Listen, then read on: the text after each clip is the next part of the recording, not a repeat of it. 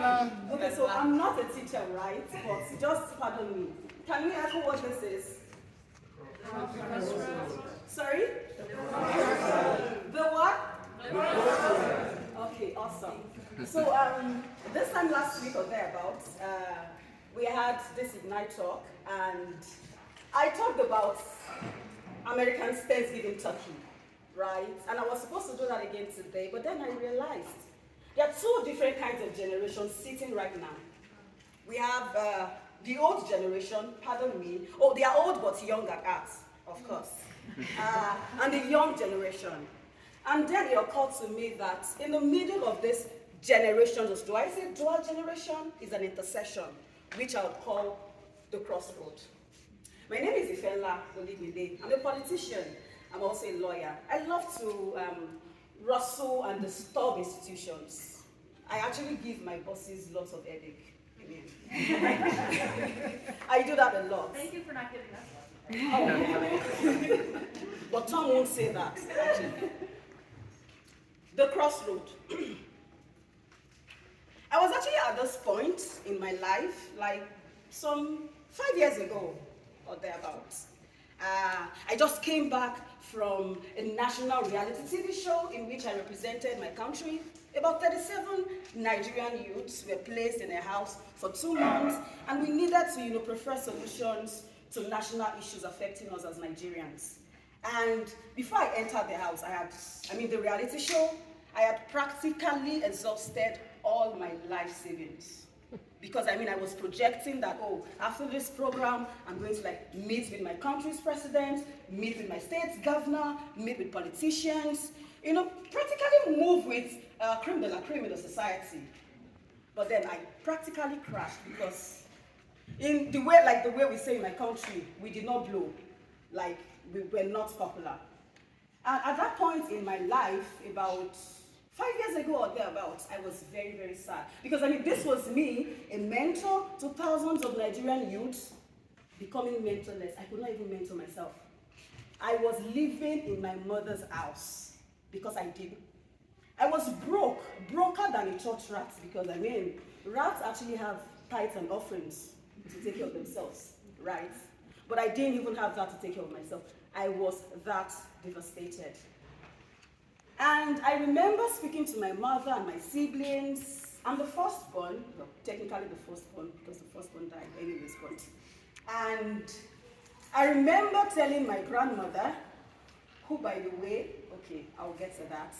And she wasn't happy. I could see the sadness in her eyes, because a year before that time, I was so happy telling her what I wanted to do in the next 1 year. And this was me in the same 1 year, sitting in the same place in my father's sitting room, telling her that I don't have anything again. Here I am, living in my mother's house, eating her food, and my mother kept telling me, Ifenla, Ifenla, what do you want to do with your life? At some point, my grandmother stood up. She was about to go to her room, and then she shook her head and said, at least we didn't abort her. Sorry? Elipe, you said what? You didn't abort who? And I was thinking, okay, maybe, but she said her. Now I have 3 siblings. The firstborn, there's a boy after me, a girl, and a boy. So if it's not me, maybe it's our thirdborn, who is a girl. But then I thought, no, it couldn't be her, because if there's anybody that should have been aborted, it should have been my immediate younger brother. Because, he's a pain in the neck. And I never hide telling him that he should have been aborted.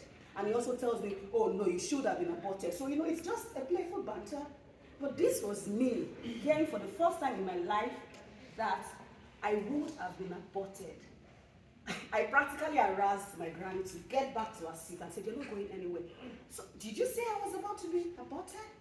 Who was going to abort me? My father or your daughter, who is my mother? My siblings were looking at me because nobody understood what was going on. Oh, by the way, I'm still talking about the Crossroad. And I looked at my mother. Her face was turned to the side. It was as if she was scared, or she felt ashamed. To cut the long story short, apparently, at that point, my parents, who had waited for close to 5 years without a child, finally had a child, who was my elder sister. And my father was about to leave the country to Canada, and he felt, oh, we already have a child. and you're pregnant with me. And my father felt, you know what, just remove the child. You can't take care of a girl who is 2 years old and a baby. It's me. So just, remove her.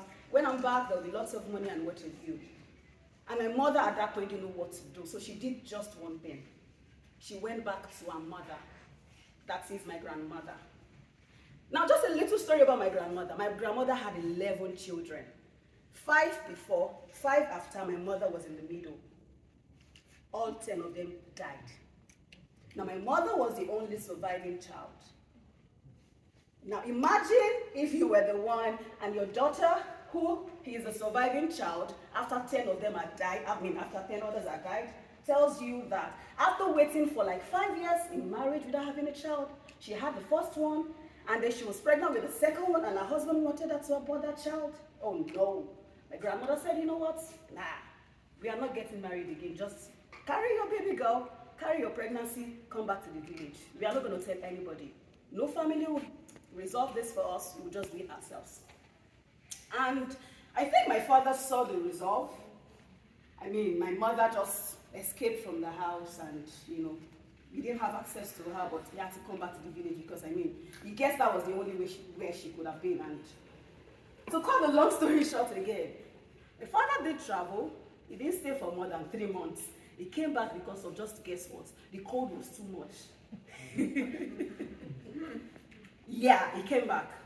And guess what? That firstborn that my father thought, oh, we already have a child, he would have money. The girl would later die about 2 or 3 years later.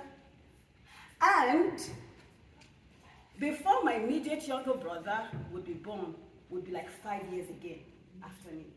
So my immediate younger brother is like 5 years younger than I am. Now imagine if I had actually been aborted just because my grandmother took one action. And I asked her, so why did you have to wait this long before you tell me now in this my mature age to tell me that I would have been aborted? And she said because she saw at that point that I was at a crossroad. I felt devastated, as if, I don't have a purpose. Everything is gone. I'm supposed to be a lawyer. I don't even have clients. I'm supposed to be a mentor. I can't even mentor myself. But she told me I needed you to know that there was a reason why you're here right now. All those things you wanted to do, move with the cream de la creme, the politicians and what have you, you're still going to do them. And I asked my mother, would you have told me this if your mother had not told me? My mom said no. She said it was supposed to be a secret between herself and her mother, that they were supposed to go to their graves with that secret. Now this is me at the crossroad of my life. And then at that point, like I said, I'd always lived like a stubborn life. But you see, at that point, it was as if my grandmother was practically, giving me strength. That anything you want to do, girl, just go ahead. There's a reason why you're here right now. This Ignite Talk is actually supposed to be building a shared future. But you see, without my grandmother strengthening my mother, telling her, damn the consequences, damn what your husband's family are going to say, damn what anybody will say that you left your husband's house with a daughter and a pregnancy, I do not care. I will take care of you and my grandchildren. My grandmother actually died she was 102, she died last year. And so for me, here I'm sure you might probably be thinking, oh, my father was probably bad man and all, but guess what? If anyone was to ask me who my mentor was, I would have said my father and then my mother. Why? Because everything I know right now, the strength I have, the confidence to face anybody and tell them anything, my father taught me those. And my mother would tell me one thing. She said, even though your father wouldn't have told you, he kept telling me that thank you for not aborting that girl. The crossroad. Now there are 2 generations here. Those of us that lived 20, 30, 40, 50, 60, 70, maybe 80 or 90 generations. You're not just mothers and fathers, you're grandparents. Oh, you're even great-grandparents. And you're probably thinking, oh no, I've lived all my life and I think now I want to rest. No, it's not time for you to rest. There's still lots of things to do.